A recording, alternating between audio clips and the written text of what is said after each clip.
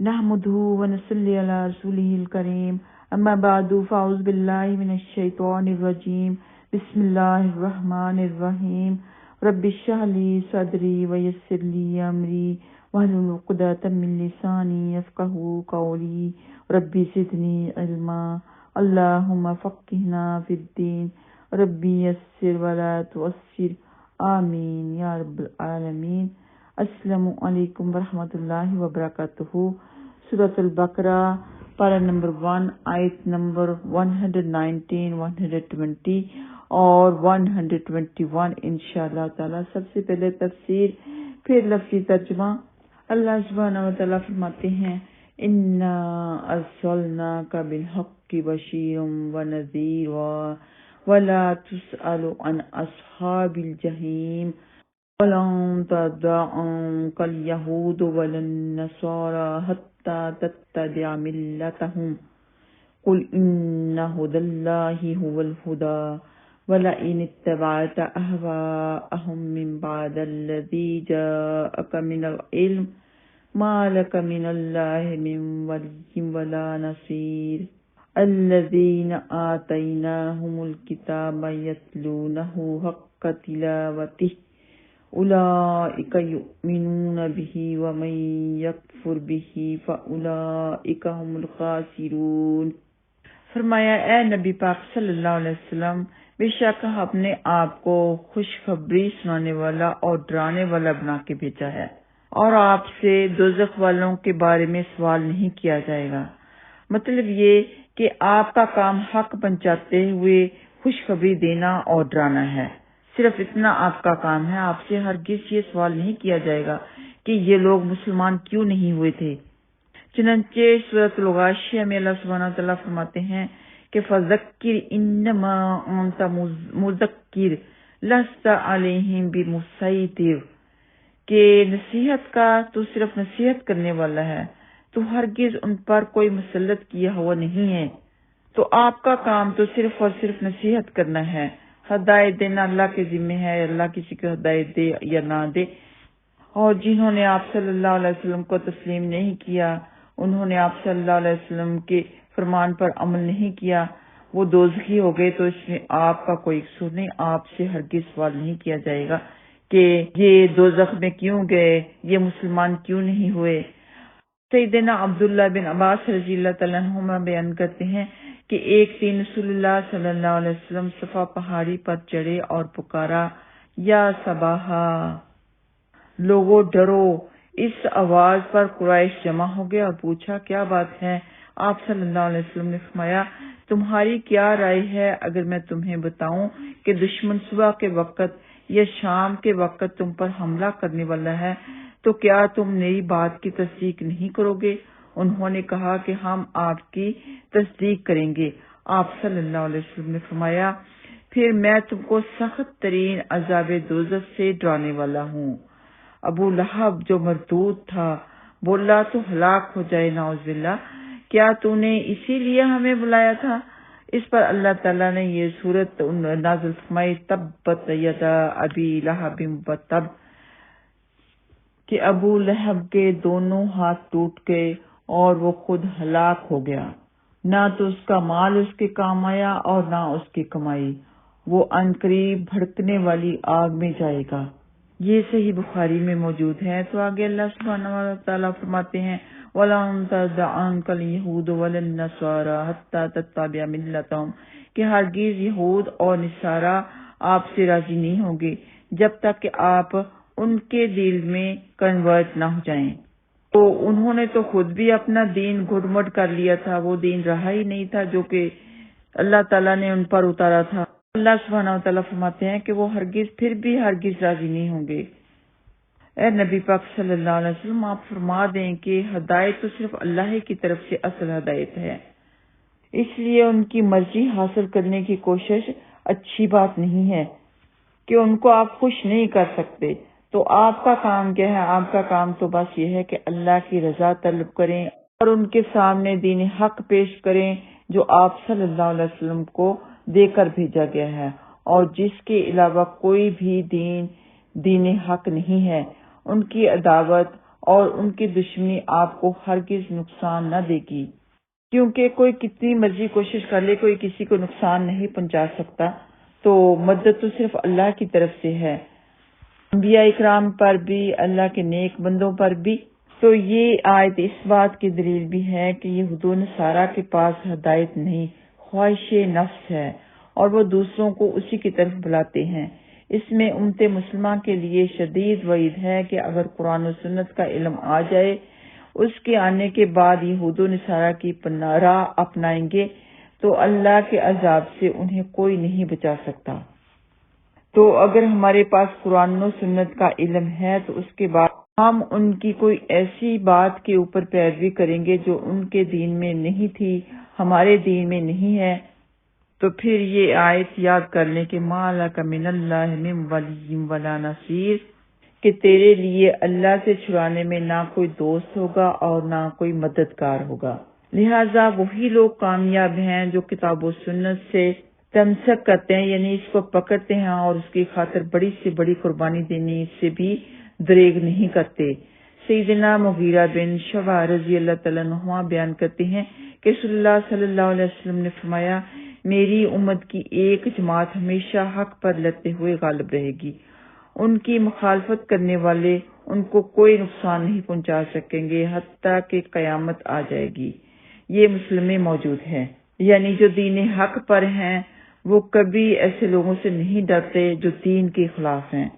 تو آگے آیت نمبر 121 میں اللہ سبحانہ وتعالیٰ فرماتے ہیں، الذین آتیناہم الکتاب یتلونہ حق تلاوتہ، وہ لوگ جنہیں ہم نے کتاب دی ہے اسے پڑھتے ہیں جیسے اسے پڑھنے کا حق ہے۔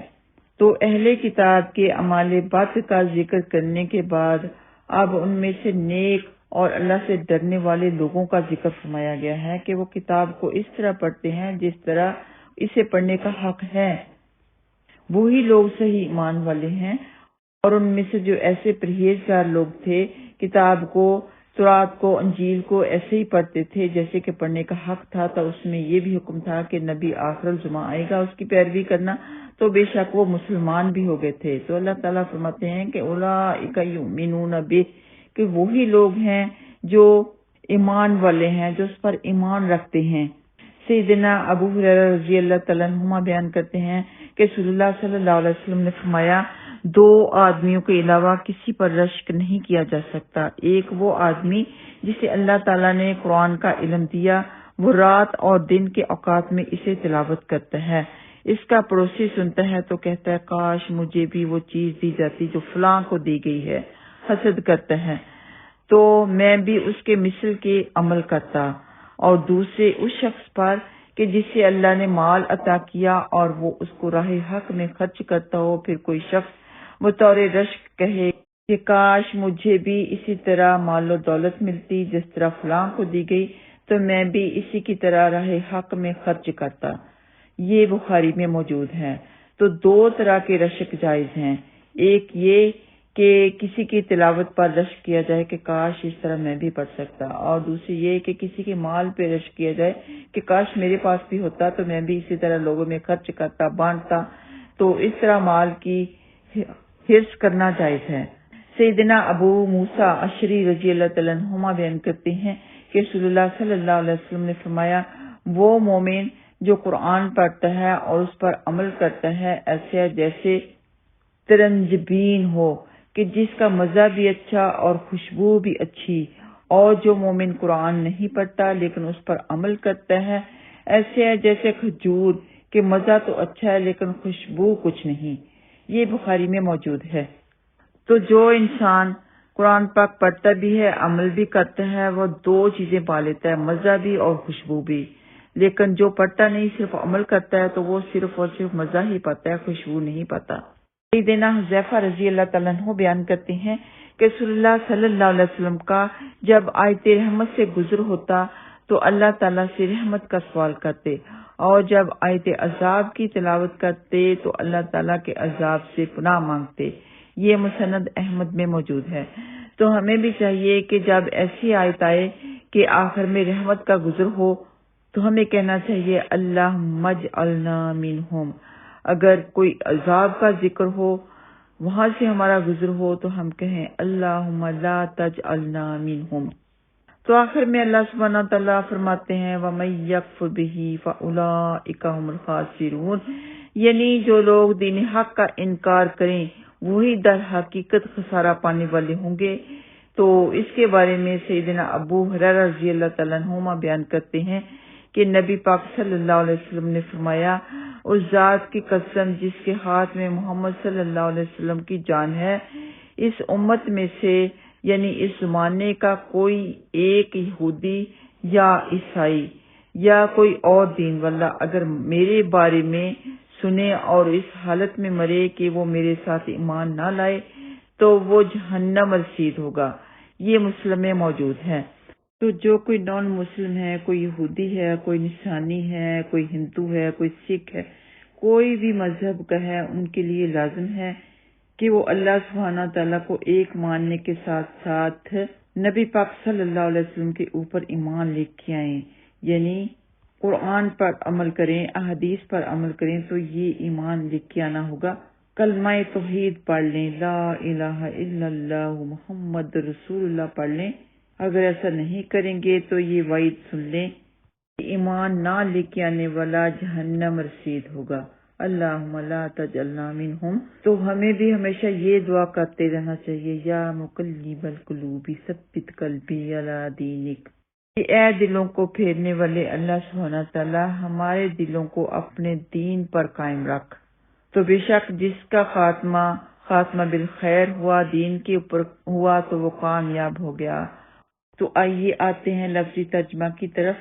انا بے شک ہم نے ارسلنا کا بھیجا آپ صلی اللہ علیہ وسلم کو بالحق کے حق کے ساتھ، بشیر و خوشخبری دینے والا، و نذیر اور ڈرانے والا، ولا اور نہیں تسألو آپ صلی اللہ علیہ وسلم سے پوچھا جائے گا عن اصحاب الجحیم جہنم والوں کے بارے میں، جہنم کے ساتھیوں کے بارے میں بھی کہہ سکتے ہیں، جہنم والوں کے بارے میں بھی کہہ سکتے ہیں۔ ولان اور ہرگز نہیں تازدہ راضی ہوں گے ان کا آپ صلی اللہ علیہ وسلم سے الیہود و یہودی، ولا اور نہ ہی النصارا نصرانی، حتیٰ کہ تتبع آپ پیروی کریں، آپ اتباع کریں، ملتہم ان کے دین کی۔ قل آپ صلی اللہ علیہ وسلم کہہ دیجئے ان بے شک ہدی اللہ اللہ کی ہدایت، هو الہدا وہی ہدایت ہے، وہی اصل ہدایت ہے، اور لئن البتہ اگر اتبعتا آپ صلی اللہ علیہ وسلم نے پیروی کر لی اہواءہم ان کی خواہشات کی۔ یہ مخاطب تو اللہ تعالیٰ نبی پاک صلی اللہ علیہ وسلم کے ساتھ ہیں، لیکن سبھی کے لیے حکم ہے۔